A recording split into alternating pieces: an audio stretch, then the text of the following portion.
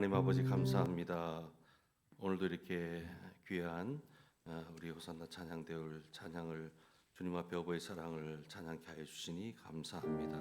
하나님께서 함께하여 주시옵소서.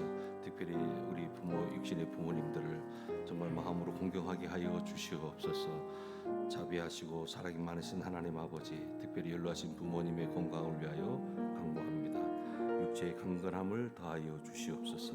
정신을 맑게 하여 주옵소서. 질병도 막아 주시옵소서.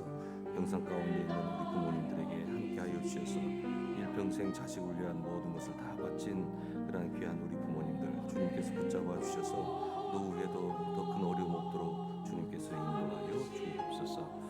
예수님의 이름으로 기도드립니다. 아멘. 이 시간 잠깐 영상 나누고 말씀 듣도록 하겠습니다.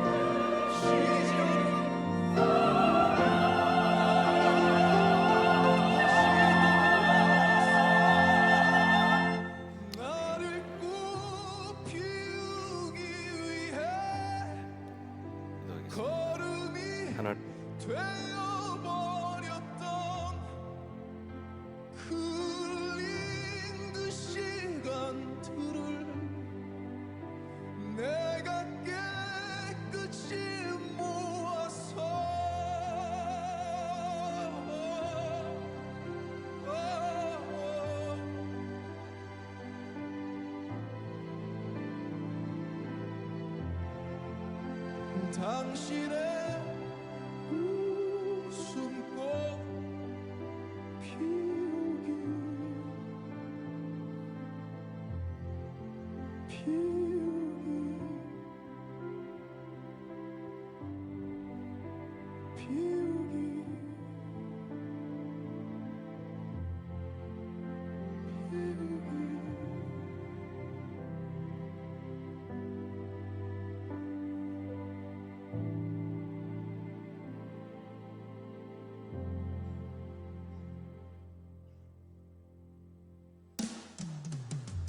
나를 꿈피우기 위해 걸음이 되어버렸던 흘린 그 시간들은 내가 깨끗이 모아서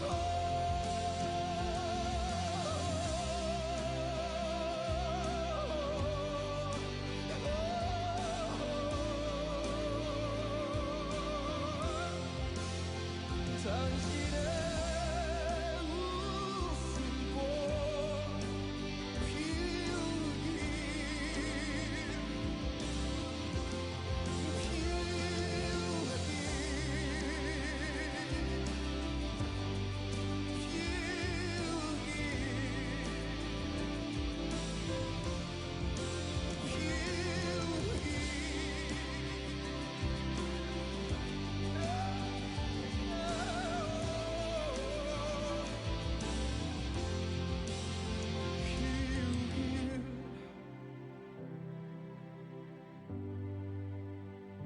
피우길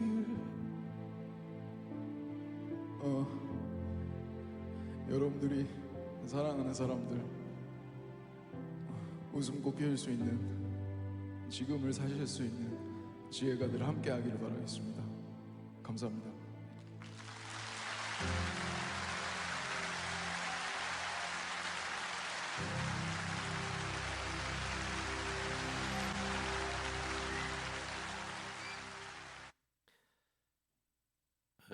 가족 구성원으로서 우리 모두는 다 리허설이 없이 시작이 됐습니다. 아버지로서 어머니로서 전혀 경험하지 못했던 하나님께서 짝지으신 귀한 인연과 함께 부모가 되고 또 자녀들도 마찬가지입니다. 내가 어떤 부모님 밑에서 태어나겠다라는 것이 아니라 그저 하나님께서 귀한 생명들 가정에 주셔서 또 어느 부모의 자녀가 되고 이렇게 해서 하나의 가족이 구성되고 몇 년의 몇십 년의 세월들을 지나가게 되지요. 여러분 5월 가정의 달을 맞이해서 여러분들의 가족 앨범 안에 빛바랜 가족 사진들이 분명히 있을 것입니다. 거기에 보면은 젊었을 때 우리 아버지, 우리 어머니의 사진이 있을 수도 있고 또 젊었을 때 주름 한 점 없었던 우리 부모님들의 모습이 이제는 어느 시간이 흘러서 주름살이 많이 생겨나가고 고생한 우리 부모님들의 모습이 담긴 또 사진을 보게 될 것입니다. 자녀로서 부모로서 어떻게 보면 한없이 가족에 대한 그 아쉬움이 참 많이 남습니다. 하지만 지금 이 자리에서 우리가 생각해야 될 것이 무엇입니까? 어떻게 보면 이미 우리 육신의 부모님이 저 천국에 가 계신 부모님들도 계실 것이고 또 우리 자녀들이 뜻하지 않게 또 주님 품을 떠나 우리의 육신의 부모들을 떠나 또 주님 품 안에 있는 그런 또 자녀들도 있을 수 있어요. 오늘입니다. 우리가 다시 한번 또 하나님께서 귀한 가족으로 또 우리를 불러주시고 또 하나님 아버지의 어떤 우리의 귀한 그 사랑도 있지만 또 우리 육신의 부모님들이 우리의 돌봄을 위해서 그동안 수고하고 애쓴 그 눈물 어린 기도와 헌신이 있었다는 것을 여러분 꼭 기억하시기를 바랍니다. 누가 가르쳐 준 것도 준비된 것도 없이 우리 가족 모두는 다 시작했습니다. 그렇기 때문에 아쉬움이 있는 것입니다. 아직도 많이 부족함이 있는 것입니다. 하지만 우리가 성숙된 가족 구성원으로서 그 부모님을 이해하고 또 그 자녀들을 이해한다면 정말 우리 가족이 또 이렇게 또 시간이 가면서 다시 한번 우리의 마음으로 또 영적인 새로움을 또 경험하면서 또 우리의 다음 세대 우리 가족들을 위해서도 또 귀한 그러한 삶을 연기하지 않을까 생각해 봅니다. 자, 오늘은 어버이 주일입니다. 아까도 말씀드렸듯이 여러분 이제 그만 흘리세요. 자, 옆에 누구 한번 인사합시다. 여기가 축복입니다. 그럼 또 한번 옆에 있는 분들한테 인사합시다. 옆에 앉아 계주셔서 참 감사해요. 한번 인사하세요. 네, 그래요.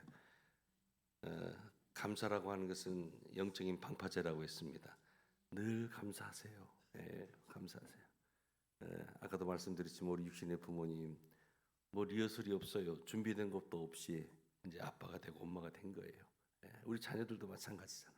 그런데 이제 철이 들고 성숙하게 되면 그 우리 부모님이 얼마나 수고하고 애썼는가를 또 알게 되는 것입니다. 그래서 우리에게 필요한 것이 바로 기다림이라고 하는 것 같습니다.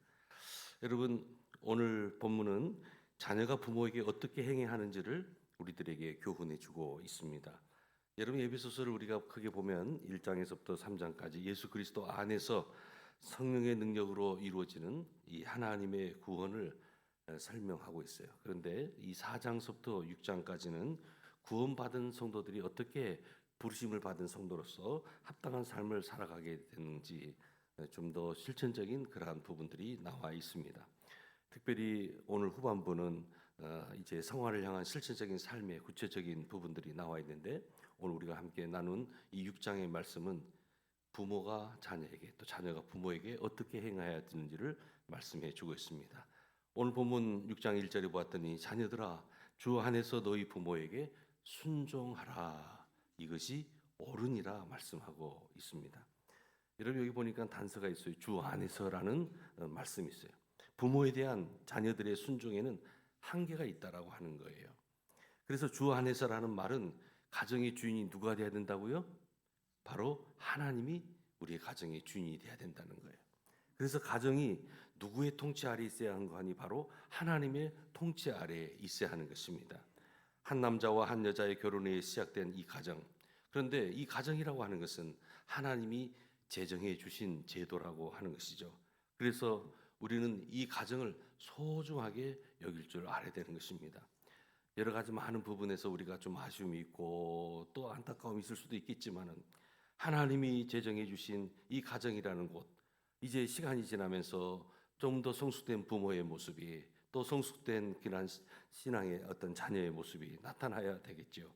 그런데 요즘 가정이 보니까 깨어지고 무너지는 것을 보게 됩니다. 이유가 있다면 바로 온전히 하나님의 다스림을 받지 않기 때문입니다. 여러분 성도 하나님의 다스림을 온전히 받으면 승리하게 되는 줄로 믿습니다. 바로 지금 가정의 주인을 하나님으로 여기고 살아야 될 텐데 가정의 주인이 부모가 되는 거예요. 가정의 주인이 돈 있는 자녀가 되는 거예요. 가정의 주인이 힘 있는 권력 있는 가족 구성원이 누가 되는 거예요? 그렇지 않습니다. 오늘 우리의 가정의 주인은 바로 하나님이 되어야 될 줄로 믿습니다. 하나님으로 가정의 주인을 여기지 않고 각자 자기 자신을 주인의 자리로 차지하고 있을 때 바로 그 가정이 무너지고 깨어진다라고 하는 것입니다. 여러분 성경이 무엇이라고 했는지 또 하나님의 뜻이 무엇이라고 했는지에 대해서 우리는 알고 감사해야 될 텐데 오히려 우리는 자꾸만 어느 TV라든지 드라마 속에 또 영화 속에 나와 있는 남자 주인공 또 여자 주인공을 보면서 자꾸만 자기 남편을 비교하고 자기 아내를 비교하고 자기 자녀를 비교하곤 하지요. 하지만 여러분 요즘 보니까 남자들이 왜 이렇게 요리하는 프로그램이 많이 나와요. 그래서 보니까 남자들이 살기가 정말 피곤해요. 예? 그렇게 방송에 나오는 남편 이 보면서 자꾸 남자를 비교하니까요. 이거 요리도 잘해야 되겠고 또 뭣도 잘해야 되겠고 여러분 방송은 방송일 뿐이에요. 근데 여러분 우리가 항상 기억해야 될 것은 절대 비교하지 말자는 거예요. 절대 비교하지 말자. 비교는 마음의 불편함을 가져다 주는 거예요. 더 심하면 지옥을 가져다 주는 거예요. 어느 부모가 자녀한테 야 옆집에 누구는 보니까 그렇게 공부 잘하고 막 상 받아오고 그러더라 그랬더니 그 아들이 또 뭐라고 한지 알아요? 옆집에 우리 누구 친구 아버지는 또 뭐라고 하면서 얘기하니까 아빠가 한마디도 못했대요. 예, 여러분 비교하지 마시기를 바랍니다. 하나님의 뜻을 찾는 거예요. 하나님의 주인이 되셔야 하고 하나님이 원하시는 가정이 어떤 가정인가를 여러분 생각할 수 있는 우리 모든 신앙의 가정들이 되기를 주님의 이름으로 축복합니다. 미국 필리핀학교의 가족학을 전공하신 잭 불스윅이라는 교수가 있어요. 그분은 현대의 가정을 세 가지로 분류했어요. 하나는 전통적인 가정, 그다음에 또 하나는 현대적인 가정, 마지막 세 번째로는 바로 신앙적인 가정이라고 구분을 했어요. 여러분, 이 전통적인 가정에서는 누가 주인이에요? 부모가 주인이에요. 그래서 막강한 힘을 부모가 가지고 있어요. 특별히 아버지가 가지고 있어요. 그래서 이 부모가 이 특별히 가부장적인 권위를 가졌기 때문에 엄격한 질서가 있는 거예요. 하지만은 너무나 통제가 심해요. 때로는요, 이 부모가 자녀들을 학대하는 거예요. 요즘 우리 한국 사회에서 보면은요, 맞아 죽었다는 말이 감히 이렇게 나올 수 있어요. 그런데 물론 편부모라든지 또 여러 가지 가정에서 일어나는 그 일들이 있잖아요. 뭐 또는 어떠한 가정의 부모가 또 돌아가셨다든지 사별했다든지 이별해서 또 새로운 아버지가 새로운 어머니가 오게 될 때 그 자녀들이 받는 엄청난 고통과 그 이야기들이 참 요즘 현대를 살아가는 우리들에게 충격으로 다가오는 소식들이 많이 있어요. 그런데 현대적인 가정은 요즘 보면 젊은이들이 많이 새로운 가정을 꾸려 나가잖아요. 그런데 따로 주인이 없어요. 그래서 자유는 있는 것 같아요. 그런데 이렇게 보면 자유로움이 좋은 것 같지만은 알고 보면 시간이 지나잖아요. 가정에 혼란이 있어요. 무질서가 있다라는 거예요. 그래서 요즘 우리 사회에 그런 가정이 많죠. 권위 질서는 사라지고 무질서와 혼란이 된다. 다 자녀들도 자유함 주는 거예요. 알아서 하라는 거예요. 알아서 하라는 거예요. 가정의 주인이 누구인지 가정의 주인이 없는 거예요. 이 세상을 다스려가도 리드해가는 지도자라는 것은 가정 모든 질서를 알고 정돈을 하는 거예요. 그것은 가정뿐만 아니라 모든 조직 사회에서 공동체에서도 마찬가지예요. 무질서한 사람, 정돈을 모르는 사람, 혼돈에 빠져 있는 사람은 진정한 리더가 될 수 없는 거예요. 여러분, 요즘 출산율이 심각하게 걱정할 정도로 온 국가적으로 지금 수많은 얘기가 나와 있어요. 도무지 아이를 낳지 않아요. 예. 많이 낳아도 한 명 내지는 두 명이에요. 그러다 보니 집에서 아기가 뭐가 되는 거예요? 왕이 되는 거예요. 왕이 되는 거예요. 예. 아이 마음대로 하기를 내버려 두는 거예요. 때로는 엄마가 때로는 아빠가 좀 아이를 뭔가 좀 잘못된 습관이라든지 잘못된 것을 좀 훈육하고 가르치려고 하면 그냥 두라고 그냥 두라고. 또 할아버지 할머니는 더하죠. 얼마나 귀한 손주인데 손도 대지 말라는 거야. 함부로 대하지 말라는 거예요. 가정에서 누가 어른지 모릅니다. 내가 귀한 자식이면 다른 사람에게도 귀한 어떤 사람으로 역임을 받기 위해서는요, 가정에서는 예의를 가르쳐야 되고 나름대로의 또한 신앙인으로서 주의 법도를 가르치는 것, 이것이 필요한 거예요. 그래서 이 질서와 정돈을 잘 훈련받고 자라는 그러한 자녀들, 여러분 성경적인 가정 봐보세요. 성경적인 가정의 주인은 누구입니까? 바로 하나님이십니다. 하나님이 주인된 가정에는 질서가 있고 또 자유가 공존하는 거예요. 왜냐하면 여러분, 우리 하나님은 질서의 하나님이심을 꼭 기억하시기를 바랍니다. 온 우주 만물을 창조하시고 수많은 별들을 다 지으셨지만 그 안에는 다 질서가 있게 된다는 거예요. 하나님은 어지러움의 하나님이 아니십니다. 하나님은 무질서와 혼돈의 하나님이 아니세요. 그러한 것을 싫어하세요. 그래서 하나님의 진리라고 하는 것은 진정 우리에게 자유를 주시는 거예요. 그래서 우리가 신앙 안에 있을 때 진정한 진리를 가운데 있게 될 때 자유함을 누리게 되더라는 거예요. 우리가 주님의 품을 떠나서는 진정한 자유를 누릴 수가 없게 되는 것입니다. 하나님을 주인으로 모신 가정의 자녀들은 질서도 있고 자유도 있어야 되는 거예요. 그래서 여러분, 뭐 자유라고 해서 우리가 마음대로 아무 데서나 어떠한 잘못된 그러한 행동을 또 삶을 살아가서는 안 된다는 거죠. 이것은 진정한 자유라고 할 수 없어요. 자기 마음대로의 자유죠. 자유는 질서 안에서 정돈된 속에서 누리는 자유가 진정한 자유라고 하는 거예요. 하나님을 주인으로 모신 가정의 자녀들은 질서도 있어야 되고 자유도 있기 때문에 오늘 성경은 우리들에게 말씀하고 있습니다. 내 부모를 공경하라. 내 부모를 공경하라. 부모에게 순종하라고 하는 것은 무조건 부모의 말을 따라야 한다는 뜻이 아니에요. 부모가 자녀에게 비성경적이고 비도덕적이고 비윤리적인 일을 강요할 때는 여러분 이때는 하나님의 법이 이 부모의 뜻을 무효화시킬 수가 있어요. 그러나 그런 극단적인 경우를 제외하고 이제 자녀들은 부모에게 순종해야 된다는 거예요. 그것이 바로 하나님의 뜻이라고 말씀하고 있습니다. 여러분 순종이라고 하는 것은 말하는 대로 따르는 것을 순종이라고 해요. 본래 순종이라고 하는 것은 이 듣는다는 데서 나온 이 단어입니다. 순종은 듣는 것이에요. 들은 대로 행동하는 거예요. 그래서 부모의 말을 우리가 왜 들어야 합니까? 이유가 있다면 1절의 하반절에 이것이 옳기 때문이에요. 이것이 옳으니라고 했어요. 내 부모를 공경하라. 이것이 옳으니라 말씀하고 있어요. 이것은 당연히 자연 법칙이라는 거예요. 당연한 자연 법칙이라는 것이. 하나님은 세상의 모든 부모님의 마음에 자녀들을 보호하려는 이 본능을 주셨다라고 하는 것입니다. 물론 짐승만도 못한 사람도 있지요. 하지만 오늘 성경은 그래서 우리들에게 주 안에서라는 말을 쓰는 거예요. 여러분 세상에 다 좋은 부모만 있는 것이 아니에요. 악한 부모도 있어요. 하지만 그것은 악한 영이 맺힌 그러한 악한 열매라고 하는 거예요. 보통의 부모는 어떻겠습니까? 자녀를 사랑해요. 보통의 부모는 모두가 다 자녀를 위하려고 해요. 그것이 바로 하나님이 만드신 세상의 순리라고 하는 것입니다. 여러분 동물 세계를 봐보세요. 동물 세계에서도 보면 어미가 각 태어난 어떠한 새끼를 보호하는 이유가 무엇입니까? 그것은 목숨을 걸고 또 그 새끼에게 먹이를 사냥해다 줍니다. 새끼들이 그것을 먹고 또 걷게 하고 뛰게 하고 날게 하고 그렇게 하는 이유는 새끼들을 먹이게 하려고 새끼들을 살게 하려고 하는 것이에요. 그런데도 어미의 사랑을 만약에 거부한다면 그 새끼는 이 야성에서 죽을 수밖에 없는 것입니다. 동물의 세계에서도 이 부모가 어미가 이렇게 새끼에게 정성을 다해 주는 것 이게 본능으로 다 주었단 말이죠. 아이들은 대부분 다 어떻게 보면 우리 자녀들은 자기만 생각하잖아요.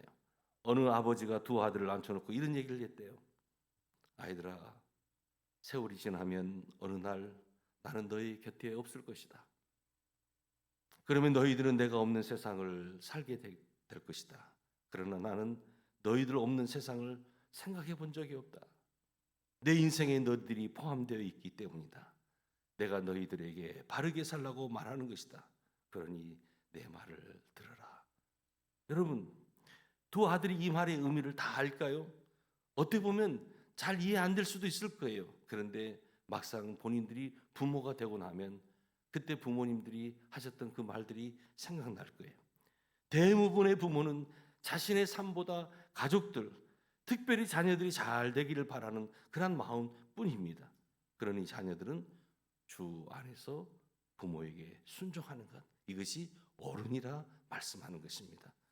어머님, 아버님은 그렇게 사셨어요라고 반문하는 것이 아니라 다 날 잘 되라고 하는 그 부모님의 그 마음이기에 이것이 옳은 일이라는 것이에요. 이것이 옳다라고 하는 거예요. 그래서 우리는 부모를 공경하는 거예요.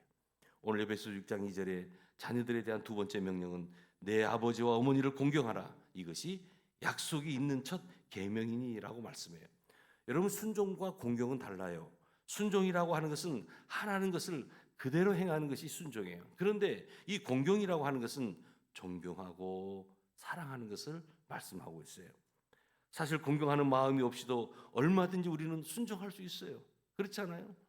마음은 허락되지 않지만은 그래도 시키니까 그냥 순종하는 거예요. 두 주먹 불끈 쥐고 이를 악물면서 시켰으니까 그냥 하는 거예요. 그런 아이는 부모의 말에 순종할지 몰라도 사실은 공경하는 것은 아니라고 하는 것입니다. 마지못해 하는 것이죠. 진정한 의미의 순종이 아니라고 하는 것입니다. 그래서 성경이 말씀하고 있는 것은 참된 순종, 바로 공경하는 마음에서 나오는 것을 말씀하고 있는 것입니다. 사랑하는 여러분, 오늘 성경은 우리들에게 분명히 말씀하고 있어요. 내 아버지와 어머니를 공경하라, 존중하라는 거예요. 정말 마음속으로 그 부모님을 잘 사랑하라는 거예요. 부모에게 순종하지 않고 공경하지 않는데 신앙 좋은 사람이 있나요? 그렇지 않아요. 제가 아무리 봐도 정말 부모님께 잘하는 분들, 진정한 신앙인들이에요. 디모데전서 5장 8절에 보았더니 누구든지 자기 친족, 특히 자기 가족을 돌보지 아니하면 믿음을 배반한 자요 불신자보다도 더 악한 자니라 그랬어요. 사랑하는 여러분, 우리 부모님에게 함부로 하는 것이 아니라, 가족을 소홀히 하는 것이 아니라 정말 사랑으로 또 부모님을 존경하고 우리가 정말 복된 그러한 귀한 가정을 꾸려나가야 될 줄로 믿습니다. 이르게 될 때 어떠한 말씀을 주시나요? 예배서 6장 3절에 보았더니 이로써 네가 잘 되고 땅에서 장수하리라 말씀하고 있습니다. 부모를 공경함으로 잘 되고 땅에서 장수하는 그 복을 누릴 수 있는 우리 모든 믿음의 성도님들이 되시기를 바랍니다. 5월은 가정의 달입니다. 한번 우리 육신의 부모님을 한번 깊이 또 특별히 생각해 보시고 오늘 성경이 주시는 이 교훈의 말씀을 다시 한번 기억하시고 또 특별히 우리 자녀들도 신앙으로 양육하지만 우리 부모님들에게 더욱더 효도할 수 있는 우리 모두가 되기를 주님의 이름으로 축복합니다. 이것이 바로 또 하나님을 대하는 태도라고 하는 것입니다. 아무쪼록 이 모든 것이 다 우리 육신의 부모님에게 잘하는 것이 우리의 신앙과 직결된다는 사실을 꼭 기억하시고 부디 아름다운 가정의 모습, 부모의 자세, 또 자녀의 자세가 있기를 주님의 이름으로 축복합니다.